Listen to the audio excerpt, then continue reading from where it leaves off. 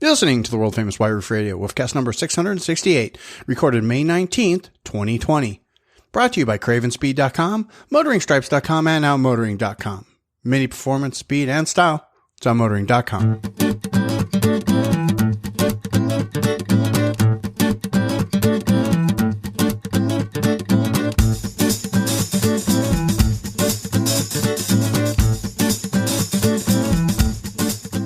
Hey everybody, it's Stevie in Arizona with a brand new episode of the world famous White Roof Radio, Corona Edition Part 2, Coronavirus Edition Part 2. Joining me tonight, our good pal Chad Miller from Detroit Tuned, DetroitTuned.com, the lead mechanic. Chad, hi.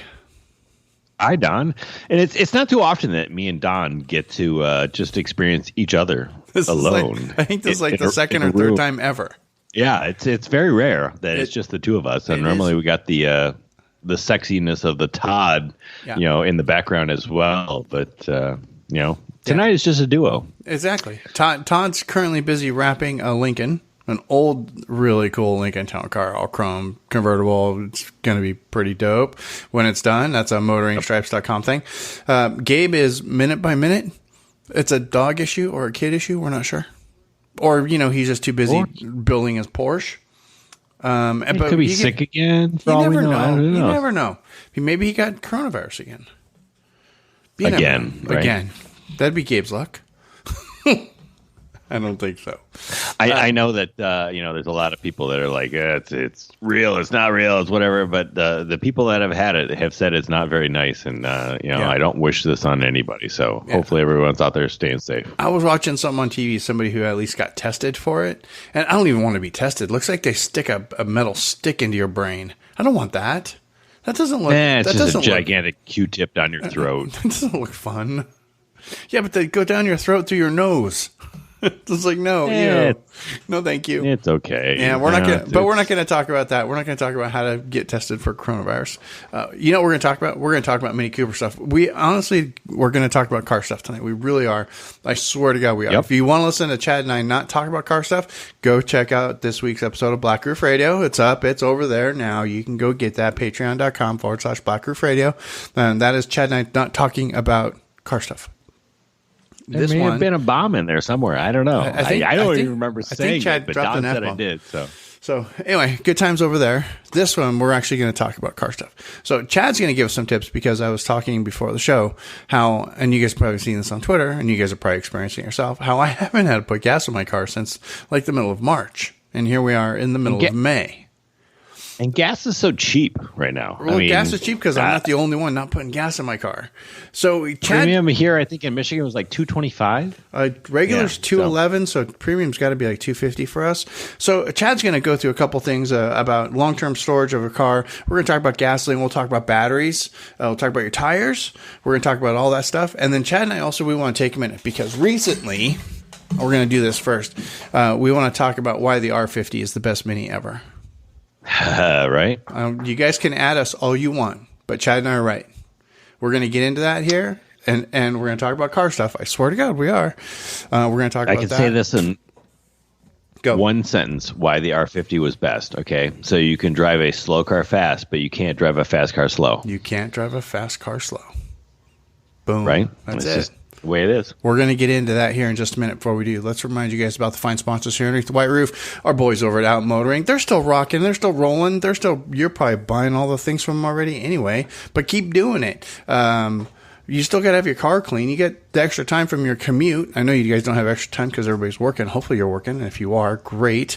But you don't have really extra time, but you've got that commute time you're saving. So take advantage. Go to OutMotoring.com. Get all the car cleaning supplies that you need for your car. Get the tune-up kit. Get the oil change kit. All the DIY stuff that you need. Your parts desk in the cloud. That's our boys over at OutMotoring. OutMotoring.com. Go over there and just get it taken care of. Points when you order stuff off of OutMotoring.com, which is really cool. Aaron's always going to make sure that you get the right parts for your Mini.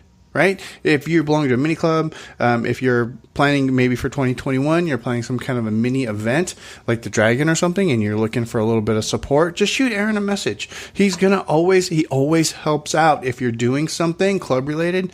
It might just be something out of swag closet. It could be a gift certificate. You never know. Just all you have to do is ask. He almost always says yes. Free shipping if you spend enough money. 100% happiness guarantee, plus a hitch for your mini. So cool. All that available from our friends over at OutMotoring.com, not to mention a fine supply of Aston Martin parts, and which I still just don't understand. And I know it's because Aaron bought an Aston Martin, but still, if you need Aston Martin parts, OutMotoring's got you covered. So go over there, check all of that out. Also, while you're there, I know you guys do this already, but just in case, sign up for the email newsletter. You barely get an email from Aaron. I swear to God, it's not like he hammers you like Amazon or Kohl's or anybody. It's like once a month. And then when you get it, it usually has like a discount coupon in it, like a code that you can use to save on your next order.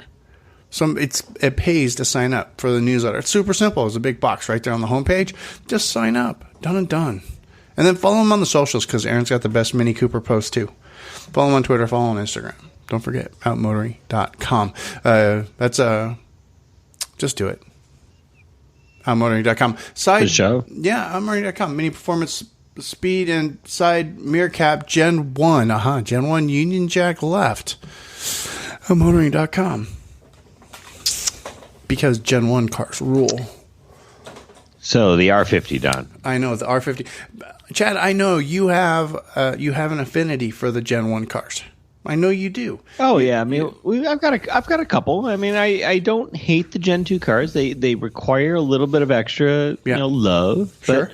But, yes, the Gen 1 cars have been really good. I've had Coopers, I've had S's. I've got currently in my stable two 53s and a 55 Clubman. Ooh, okay.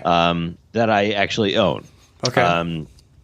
The 55 is going to be 400 horsepower by the time we get all said and done. Dude. With its build. So that's on the way. But like you, I kind of miss my R50. It hit a deer and demised, and it's still around kicking and doing things, but I didn't have time to fix it, so I got rid of it. But I kind of missed the R50. It was a good car. I enjoyed it.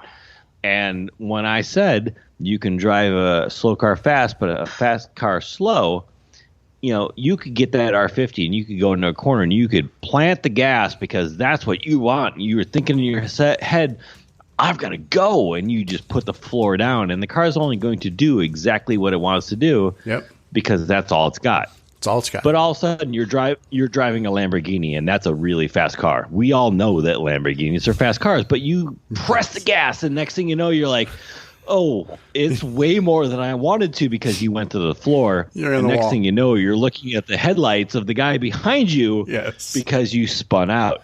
Yep. So it goes back to that theory of you can drive a slow car fast, but you can't drive a fast car slow. Exactly. So my argument with the R50, and I started thinking about this because Italian Job came up, and I know a lot of you guys watch Italian Job on the internet this week.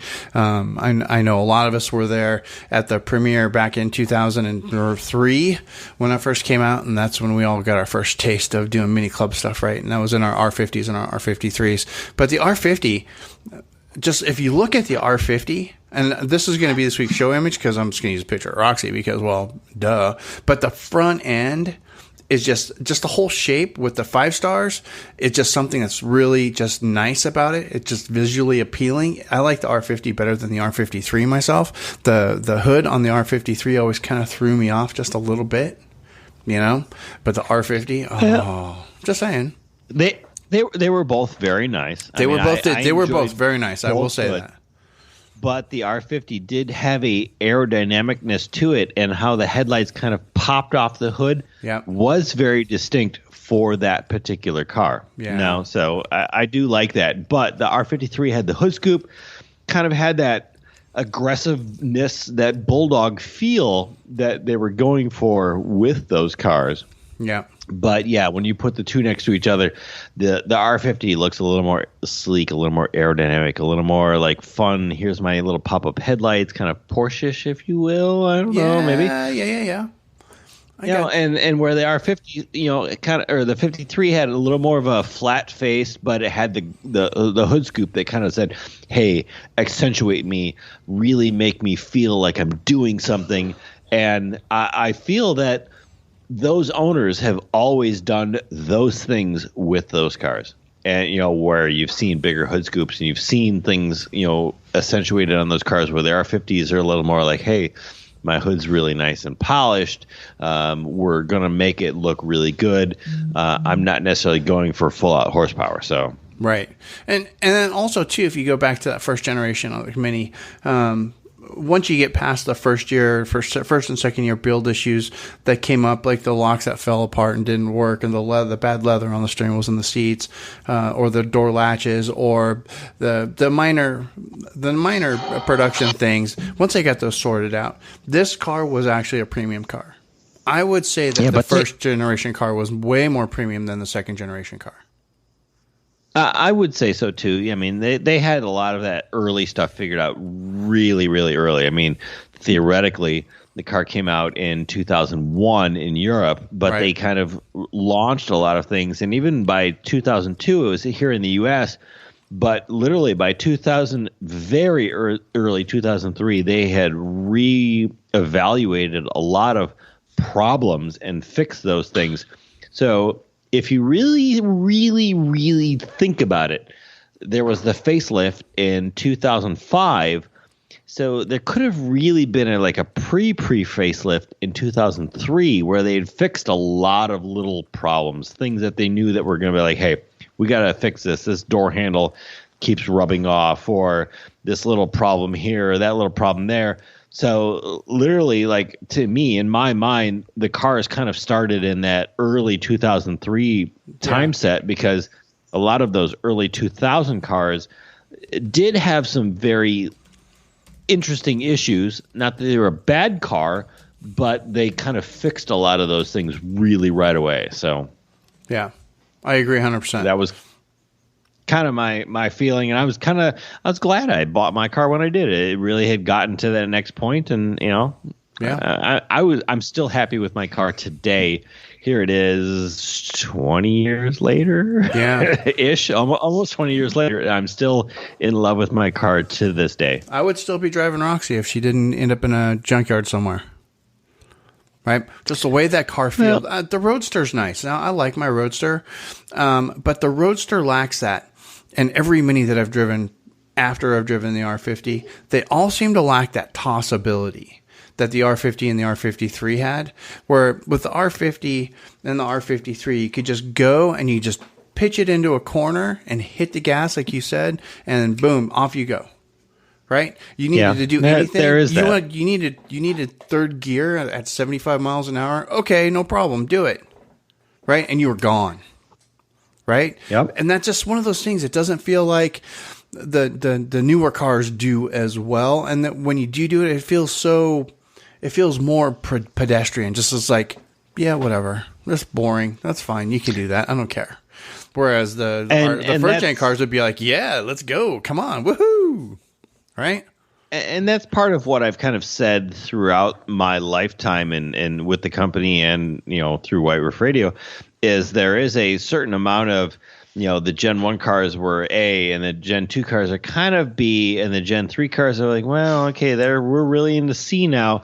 As far as the owner experience, the drivability, yeah, they're still a Mini owner and they're still experiencing their stuff, but if you drive an R50 or a 53 and then you drive a 56 and then you drive an F car, they really have a whole different feel. Yeah. And what is, not to say that one is different than the other or better than the other, but an F car feels much more refined, much more classed, much more more comfortable. More comfortable. It's not as rough. It's not as aggressive. Right, almost. But it's not a driver's car. Yes. And when you think of particular driver's cars, to me, I think of Miatas, Lotuses, things along that lines. The Minis, the Gen 1 Minis, the R50 and 53s fall into that category. It's a driver's car. It was built to make the the feel that you wanted to drive this car. Yeah. And then you lost it a little bit in the 56, and you lost it even more in the F cars. Yeah.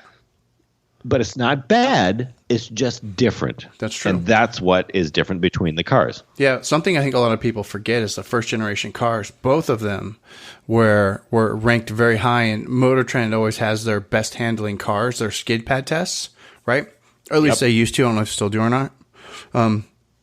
But for 2000 and I think it was 2004, 2005, both the Mini Cooper and the Mini Cooper S were in the top 10. The Mini Cooper S was near the top, like top of the pack, and the Mini Cooper was like at number 8 for the fastest skid pad times for Motor Trend. It was insane. I was just remembering the whole Mini versus Porsche deal that we did. So obviously that was a huge marketing ploy for Mini. But it is true that the Mini did outhandle Porsches at that time. And I'm trying to remember exactly when. I'm doing a quick Google search here for Mini versus Porsche. And I want to say it was a 53, if I remember correctly. Yeah, it was in 2010, so it would have been a 53. No, it was a 50. Yeah, so, wait. This was in 2010. Yeah, it would have been a 50. It would have been a 50. No, it would have been a 56. Yeah, it would have been a 56 at that time. So, there are those things. It's like, there is a reason that the Mini does outhandle a lot of things, and you can pick whatever supercar you want. I mean, the Mini did outhandle a lot of Porsches, a lot of Corvettes, a lot of things that were on the track at the time, and there's people still tracking a lot of cars that will outhandle a lot of other things on the track because it's a handling car. Yep. Yep. And it was always fun. I used to just love that car and the way it looks. Yeah, I agree. Yeah. And the smell and the way everything just worked, right? Nothing fell off. That was a good car. Yes, exactly. And that's actually that's why they use that car in the Italian Job. Right? Because it looked cool, and it was actually tough enough to do all those things. Those cars, I mean, they went through a lot of cars, of course. But that car was tough enough to go. I used to take my Mini everywhere, man. It was rad. I would do that now. Yeah, I would do that with any Mini, but it just seemed like the R50 just had that little bit of extra something. I would drive it through water that was halfway up the driver's side door. And no problem. It never leaked. Water didn't come in the car or anything. It just kept on going. It was great in the weather. It's one of the best snow cars you've ever driven in your entire life. It was a first gen Mini. Oh yeah. Right. And they've kept that going, but it was just amazing how it just drove so well in the snow. Gabe will even attest to that. It was just a great car. Yep. I mean, that's where we all started, and it's what started everything. And just, you look at it and you compare that to the F56, and the F56 is grown on us by now, but it's not the cool classic look of the R50. I follow somebody on Instagram who still has a chili red and white top R50, and it's just completely choice and just super cherry, and he pulls it out and washes it and takes pictures of it and puts it back in his garage just to show it off on Instagram. It's so nice. It's just like, yeah, that's okay. Mm-hmm. So for those of you out there still rocking the R50s, go you, and the R53s, go you. I'm holding my glass up to you. Cheers. Cheers. There. Nice. The new GP, the new GP is cool, I guess, but I just don't. I guess it's out and people are driving it, but I don't know. We'll talk more about the GP next time we get Gabe on, because I honestly just can't be bothered. I just don't care. I didn't even know it was out yet. Oh yeah, it's out. It's on Instagram. I've seen it. Oh yeah. See, I'm not living life online anymore because I'm working hardcore. But I knew it was close, but I didn't know exactly when it was supposed to be out yet. Yeah. Well, I think we get Gabe. Let me see if we can add Gabe. So, Gabe, Chad and I just spent, 10 or 15 minutes talking about the awesomeness that was the first generation Mini Coopers. And I understand that you really wanted to get in on some of this. So, yes. So, our thoughts, we still think, and Chad still thinks, we like all Minis, of course, but we still think that the first generation Minis, I'm partial to the R50 myself. Chad's a little bit partial to the R50 also. We still think that that's the best Mini. so far. The best modern Mini. So here's my dream lineup. Yeah. If they could have somehow made a new R50 with somehow like a new engine, maybe like they tweak it a little bit. Like just a little bit more grunt out of the 3-cylinder. Like just get it to like weight, just a little bit. Same weight. Yeah. Throw the 3-cylinder. That's fine. Right. Make it like, but same size, same weight. And then the F56, ladies and gentlemen, is just the larger one. That would have been so rad. Because, you could make the 5-door or whatever. Anyway, I love it. I miss it. And I was thinking about it recently. Because Gabe's first Mini, I think about mine all the time. Gabe's first Mini also was an R50. Yes, it was an R50. And my second was an R53. That's right. I think about it. That car was, when it was sold, basically a classic car. It felt like a classic car. Like it drove. Yeah. It drove with like more feel and attitude than almost anything. Yeah. Ever. Yeah. And certainly not anything like a modern car.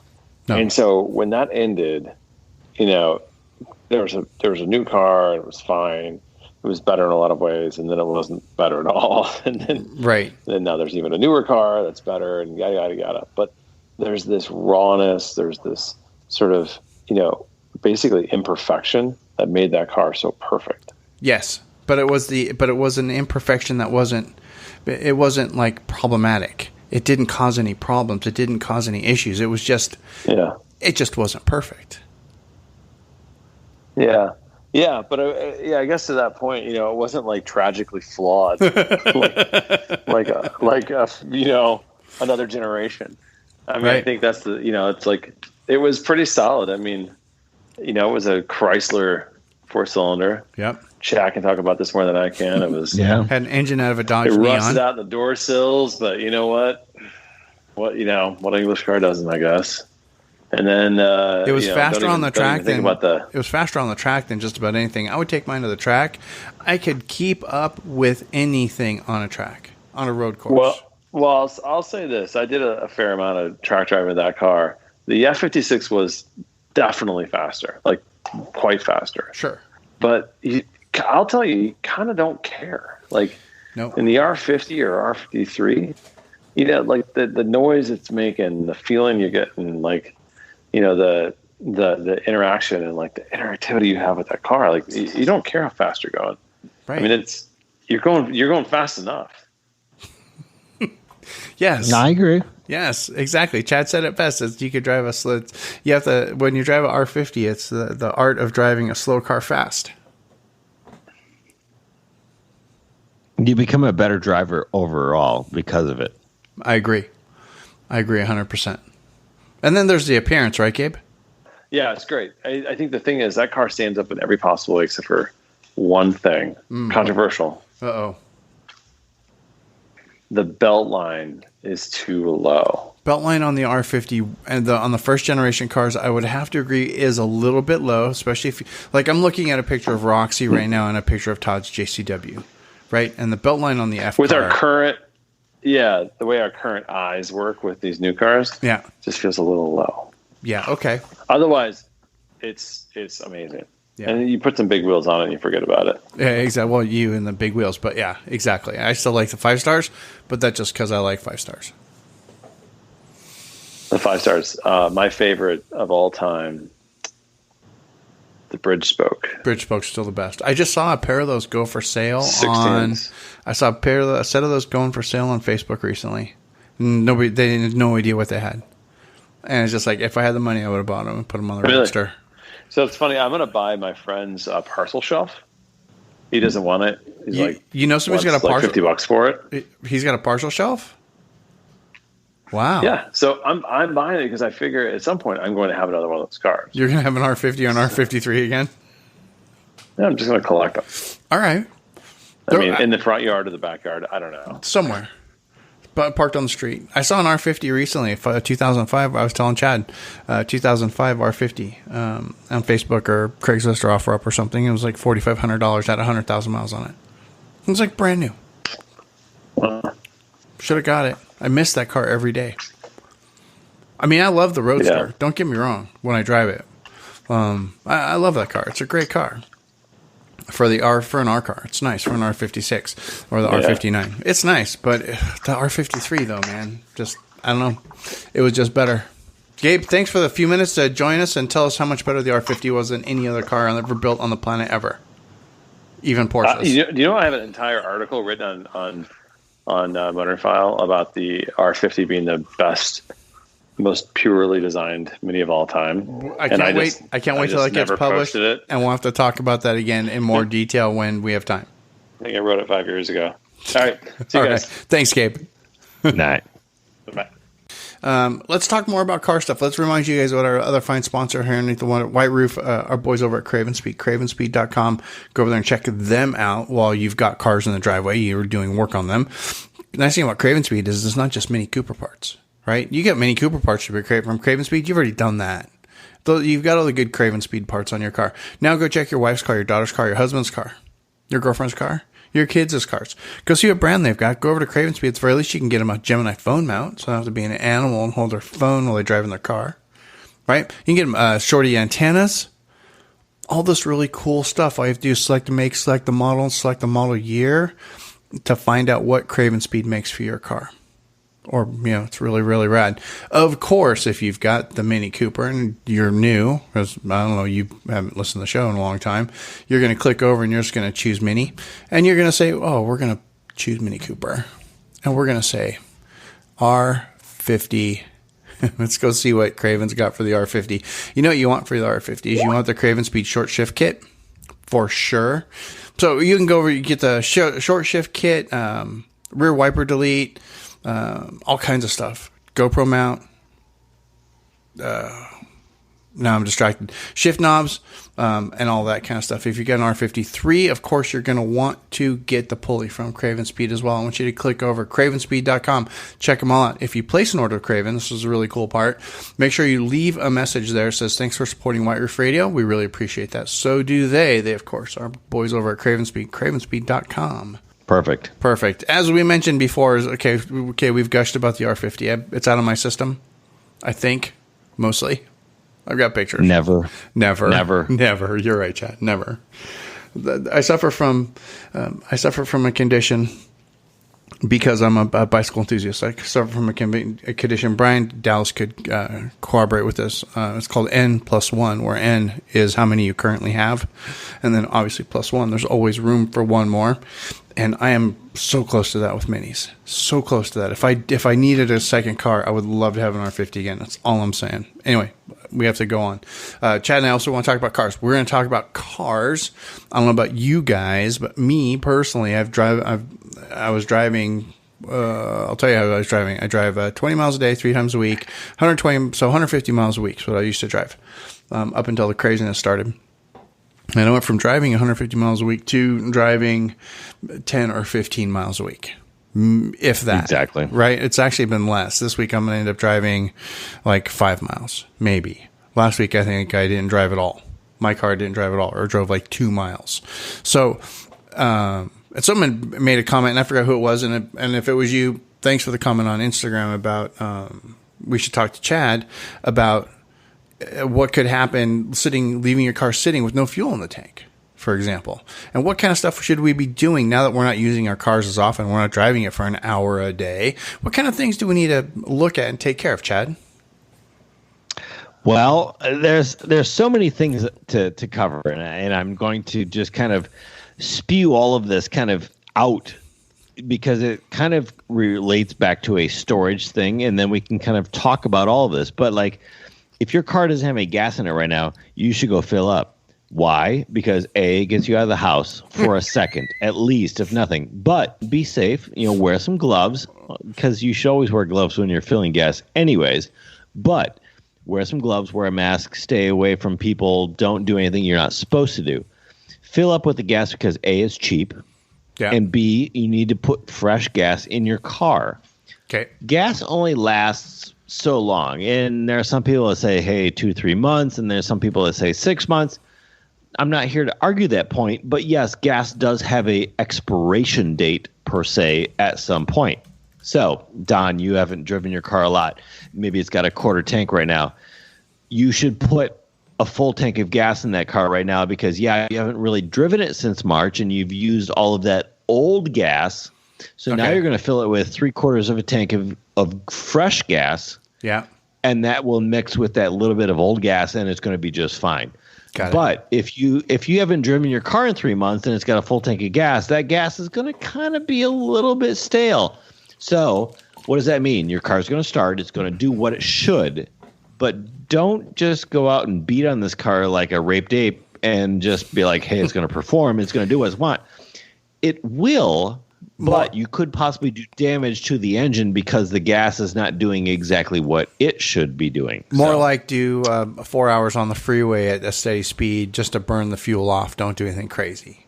Yes. Just to get rid of that exactly. fuel. It's going to drive. It's going to do what it wants to do. But yes, you want to be careful. You don't want to be like, hey, I got a track day tomorrow, and this fuel's been in here for 4 months. Yeah. Okay. Gotcha. You don't want to do that. Okay. So put some fresh gas in there when you can. If you know that, hey, I'm going to be furloughed for indefinite, and there's a full tank of gas in there, put some STA-bil in there. The STA-bil really works well. Okay.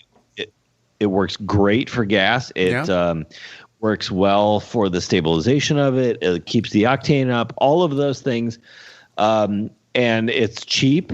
And you may not have some, but you could get some very easily. A lot of places are delivering. You can get it on Amazon. May take a little longer, but it'll get here. You can even get some from your local parts store, which is probably pretty empty right now. But again, make sure you keep yourself safe.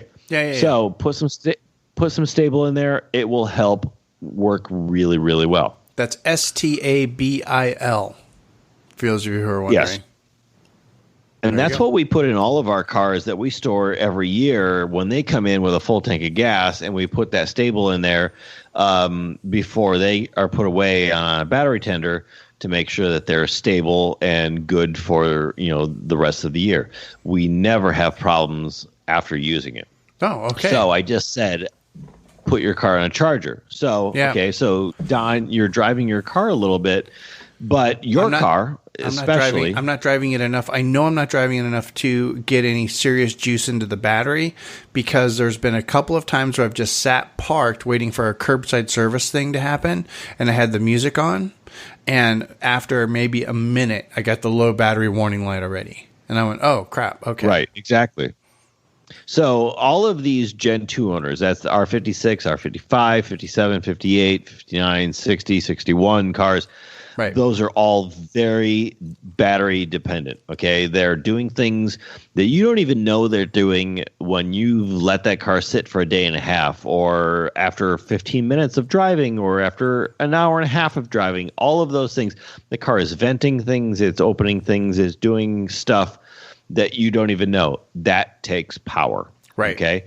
So your car has been driven for 4 miles and it comes back and it does nothing for a week. And then you drive it for 4 miles and then you come back and you do nothing for a week. Yes. That battery is low. Right. Every time you start a battery, it needs 20 minutes to charge to bring it back up to the point of where you started it from. So you go 4 miles. It's not 20 minutes of driving. No. You also are waiting for a week, and that car battery is doing things that, like, I vented the gas, I did this, I did that, all the stuff that the EPA wants. Your battery is draining itself. There are going to be quite a few people after everyone's like, hey, you need to go back to work and, stuff like this. They're going to be like, oh, my battery's dead. What's going on? Why can't I get to work? I got to get to work tomorrow. It's the first day. Well, your car's been sitting for 4 months. Yeah. You haven't driven it, but, almost nothing. Not everybody has a battery charger. Not everybody has all of these things, but you may have to go out and start your battery and or jumpstart it and let that car just sit and idle for a while. Yeah. That's the easiest, most efficient way of making sure your car is going to start later on. Yes. Now, given, it's bad for the ozone, it's all these things, but if nothing else, it works. Okay. Yeah. So if you can put your car on a charger, charge the battery up, make sure that it's up there, borrow one from your neighbor if they've got it. There are ways of charging the battery, but if you have to, start it up. So, Chad, I actually have a battery charger, not a tender, just a charger. Now, I know tender's more like a trickle charge, right? You can really control how much juice gets into the battery. It's more for like a long-term storage thing to keep that battery in almost new condition. I've got a battery charger.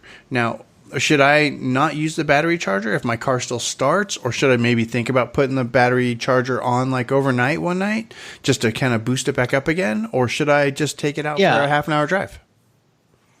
Well, either or. I mean, half-hour drive would be good, but they are saying, hey, limit your driving, do what you can, because you obviously don't want to overtax the emergency systems. But yes, I mean, if you've got a charger, yes, put it on there for a little bit. And there's a lot of things with chargers, tenders, all these things. Tenders usually tend to only charge a battery from the point they were at up. They won't charge a battery. It keeps it maintained at the level it was at. Yeah.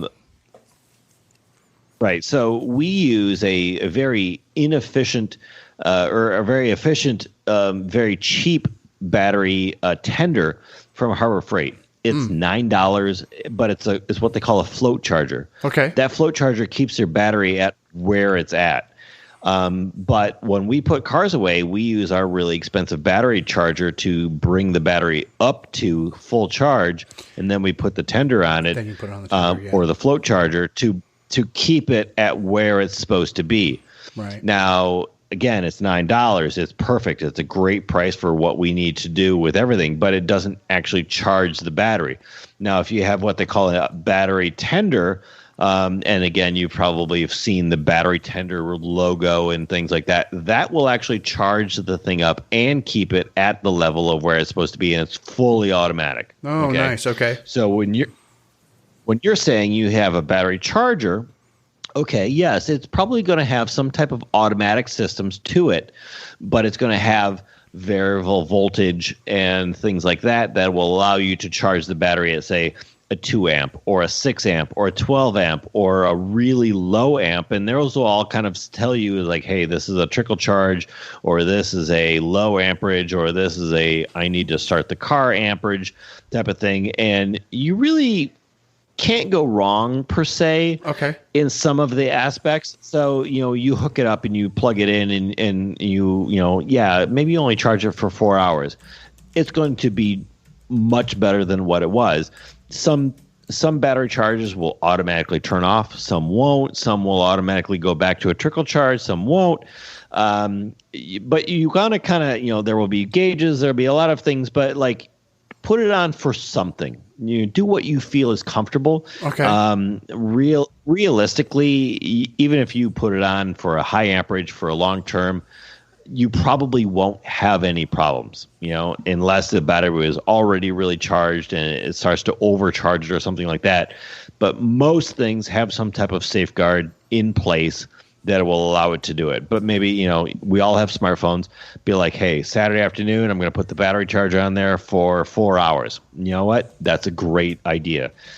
Set your timer on your phone. 4 hours go off. Okay, I'm going to pull it off. I'm done. That's all I need. 4 hours on the Saturday, every other Saturday, or every Saturday, and you're going to be good. You'll just be fine. But those are going to be the important things that you want to do before all of this stuff. Be like, hey, I got to go back to work. I got to go tomorrow. My battery's dead. Oh crap! Make sure that you're maintaining it, and this goes for any car. Not necessarily minis per se. Okay? Yeah, that's true. So I'm going to link up that the Centec automatic float charger. Sure as God, middle and green apples. That's available at Harbor Freight for $10. But there's two. Yep. So if you do a search for it, you get the wrong one. That one's $22. This one's $10. That's the one you're going to want to get. Yeah, that's what we use at the shop all the time for cars. I mean, I leave my muscle car on it all the time. I have a really expensive Braille battery charger for my race car. Any cars that we're not using over a period of time that needs a battery, we use one of those, and we quickly charge it up to make sure that it's full, but then we just clip that thing on, and it's really cheap. It's really easy. You plug it into the wall, it's done. Nice. And it's a great item. So that's the nice, inexpensive way. You just have to realize that it only takes it, and it keeps the charge at what it was at versus what it could be fully. And that's the difference between charging it, long-term storage versus charging it saying, hey, I need to get going type of thing. So, yeah. Chad, two more things let's cover really quick. So, go ahead. Let's talk, because I know these will hopefully be short. Let's talk a little bit about what happens to the oil in the crankcase. Is it okay? I've had my car parked. I've driven, since March, I've driven 30 miles. So I don't think I'm going to hit 5,000 miles on my next oil change. So at which point I want to go to a year. Would that sound about right for the oil in my crankcase? If I'm not going to hit that 5,000 miles, it's it's been 12 months since my last oil change. I'm going to change my oil even though I've only got 3,000 miles on my car. Yeah, that's not a problem. I mean, you can go 5,000 miles of actual miles on any of this oil, and if you don't get it within that year, you're going to be fine.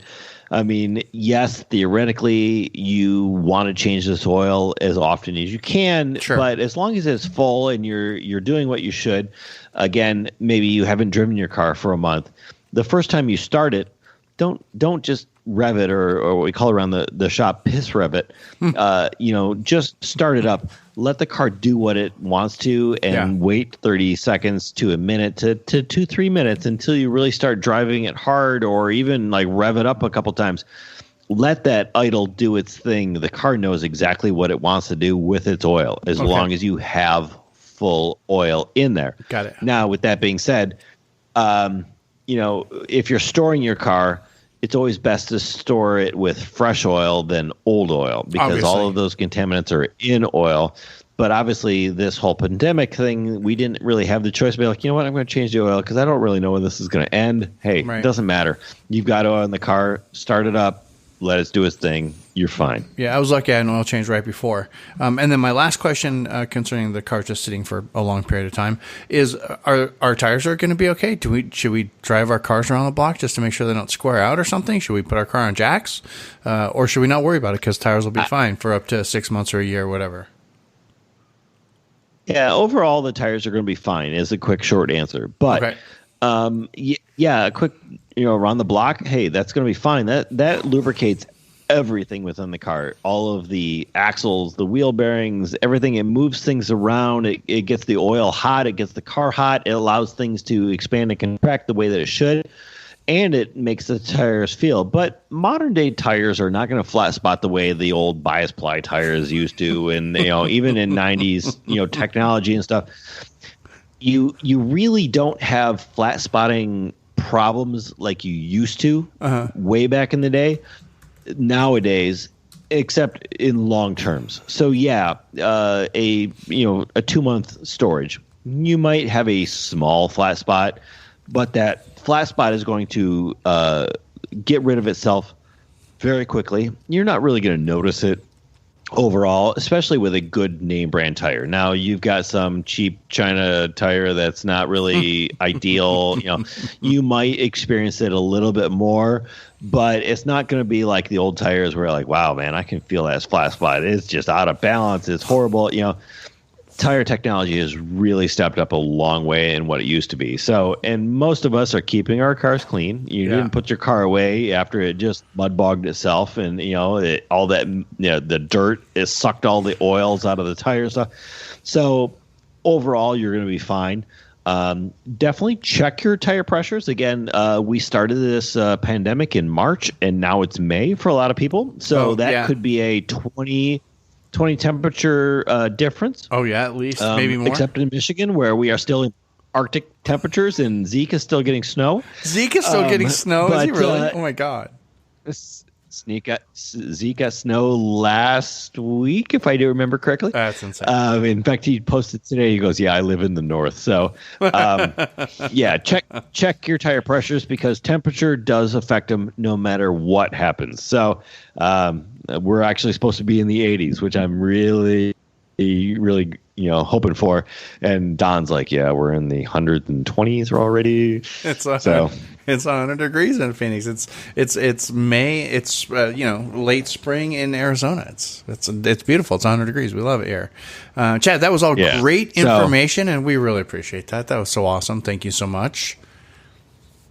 How much do you guys appreciate that? You know how much you guys appreciate that? You appreciate it enough. You're going to click over to DetroitTuned.com. You're going to find yourself something nice. Maybe you need a Space Saver spare. Maybe you need one of those fancy Space Saver spare bags. Maybe you just need God knows what. Go over to Detroit Tuned. Chad carries everything. You want to know a cool trick? Go over to CravenSpeed. Find something awesome that you want. Then go over to Detroit Tuned and have Chad put the order in for you. Kill two birds with one stone. Boom and boom. DetroitTuned.com. And if you're, within 10 hours of driving to Detroit anyways, your shop, just get it done. Thank you, Chad. Appreciate it. Love you, man. Chad, we're done. That was it. Just a short show. We don't have everybody to talk to. Talked to Gabe for a minute. That was nice. Talked about our 50s for a minute. That was nice. Talked about cars for a minute. That was nice. Did you have anything else? No, I'm good. I actually like a good short show that's like to the point, and everybody here at Detroit Tune hopes everybody is staying safe and is healthy. We do know some people that have passed on, and we hope that they have come to their point of their life. They're like, you know what, I'm okay with this. This is good, and we are all getting better and moving forward with our lives. So we beautiful. Go team. Go team. Awesome. A couple things really quick before we close out. Do a bit of business. Thanks again for visiting our sponsors. We appreciate that. For those of you who are just being nice and not knowing what the FDB is doing, White Roof Radio currently is broken. I know this. MotoringFile.com also is broken. If you're trying to view it over an HTTPS connection, those are both will be addressed hopefully by the time you hear the sound of my voice, by the time the show actually goes live. And then second of all, I want to ask you guys a favor. And this is going to be a huge favor, and I've been really struggling with this lately. As we get the Patreon going on and everything, and we haven't been making a lot of shows lately. We've just been terribly busy, and that's fine. But one of the things that I really miss is feedback from you guys. Any kind of feedback. I don't get it. If you guys can leave reviews on iTunes all you want and stars, and that's great, and that's awesome. But you know what really helps us? Is the feedback. What really helps us is when you share episodes of White Roof Radio to your listeners or to your friends. You see a post on Twitter and you go, oh, I'm going to retweet that to my Twitter friends. Or you see there's an episode on that we posted on Facebook that you really appreciated, you really liked. And then you share that back. You share it to, either your friends or within your mini club or anything like that. That is something that I really wish you guys would do more of. And if you guys really like our content, I would appreciate it if you did that. If you struggle with wanting to share our content, I would very much like you to let us know. You can use contact form on White Roof Radio, make it anonymous. You can make a fake Twitter account and chat me up on Twitter. Whatever you want to do. It could be anonymous, it could be not. Just send us an email, feedback@whiteroofradio.com. Let us know what need isn't being met. Got it? Good. Bitch. Yes. MotoringStripes.com. Last thing, MotoringStripes.com. We want to make sure we're keeping Chad busy. Check. We want Todd to be busy too. I think you guys are doing a pretty good job with that, but could be better. You want to put stripes on your car? Just go to Motoring Stripes. Todd's going to make it for you. Do you want your air conditioning to work this summer? And you have a sunroof, that ridiculously huge sunroof on your Mini Cooper with the stupid net for a cover? Do you want your AC to work this summer? Gang, just go over to Motoring Stripes for $100. Todd's going to sell you a big piece of vinyl that goes exactly over that space. And your sunroof's still going to work, but you're going to lose the sun coming in, which is nice because it makes your air conditioning work. It's a White Roof Radio Sunroof Delete Kit. It's awesome. You want that. MotoringStripes.com. Thank you very much. Chad, last time. Anything else? Oh, we're good. Beautiful. Thanks, everybody, again, for sticking around. We really appreciate it. If there's anything we could do for you, of course, let us know. I hope you're all staying safe and all the things. But this is the part of the show where I like to make that funny clicking sound. And then I say, Questions, comments, or concerns, go ahead, click back over to whiteroofradio.com. There you can leave us a note in the show notes. You can also email us, feedback@whiteroofradio.com. Until next time, gang, this is DB. I'm done. See ya.